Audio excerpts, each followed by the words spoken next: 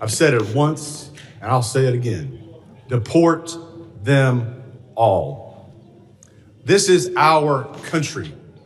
We get to decide who comes in, and we get to decide who has to leave.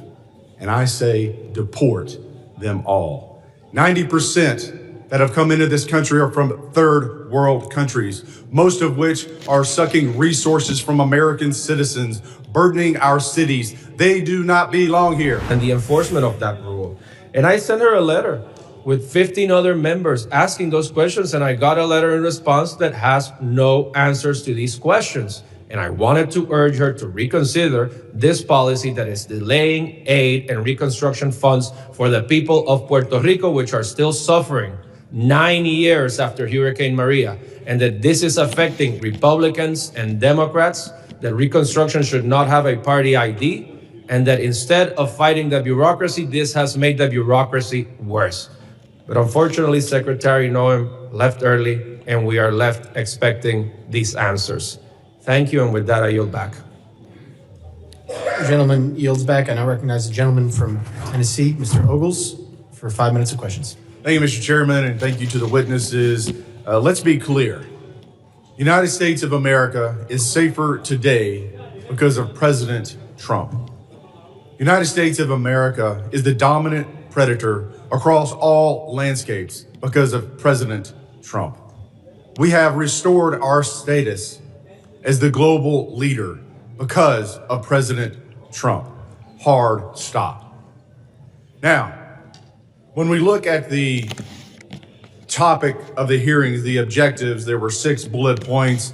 I'm going to hit the highlights, examine the full scope of evolving threats facing the United States of America, particularly on readiness at the federal, local, and state level. Highlight the significant, number 2, the significant national security gains achieved by President Donald Trump. 3, review the Trump administration's efforts to reverse the damage caused by the Biden border crisis. 4, analyze the scale and scope of cyber threats, which is my area as the chairman of the cyber subcommittee. 5, discuss the evolving terrorism landscape, including FTOs, HVEs, and DVEs. And 6, evaluate emerging unconventional threats.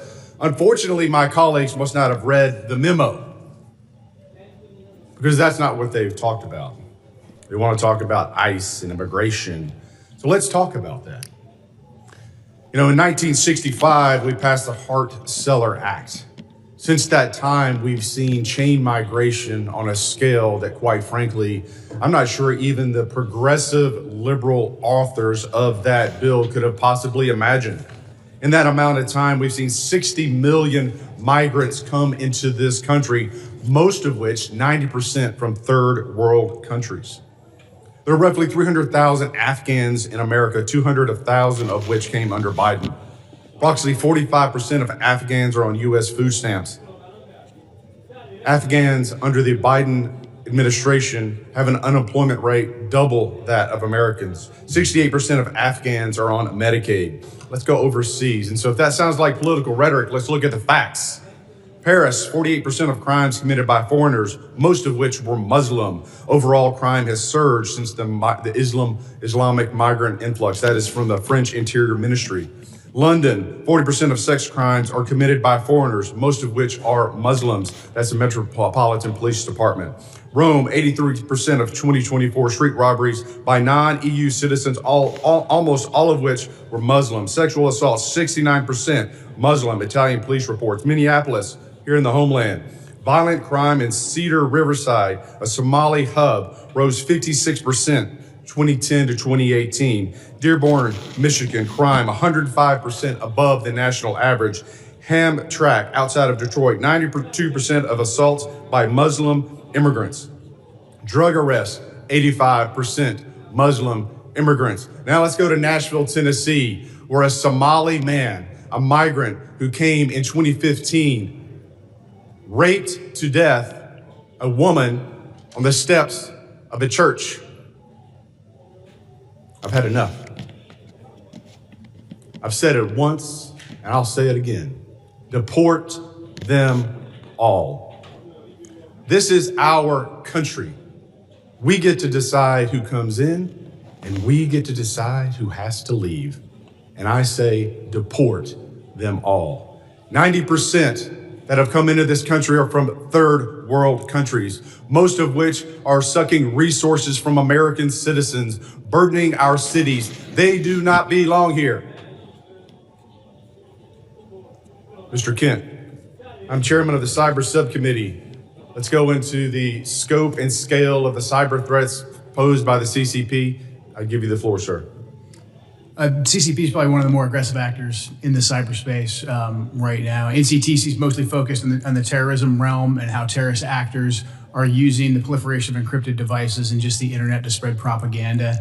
That's probably our biggest purview in terms of cyber. Mr. Glasheen. Chairman, I would say that the Chinese government, the CCP, is our greatest cyber threat. It is a full-time job, and the resources they throw at this is unbelievable. It's a major concern. You know, I want to thank the witnesses for being here, and I want to thank President Trump. You know, as I sit in the skiff and I'm reading the briefings from the CIA and the FBI on the daily attacks to our country and to our infrastructure, I appreciate the president, and I appreciate you gentlemen and your service to this country in keeping Americans safe. They have no idea what you do every single day. God bless you, and God bless America. Mr. Chairman, I yield back. Gentleman yields back. I now recognize the gentlelady from New Jersey, Ms. Poe, for 5 minutes of questions. Thank you, Mr. Chairman.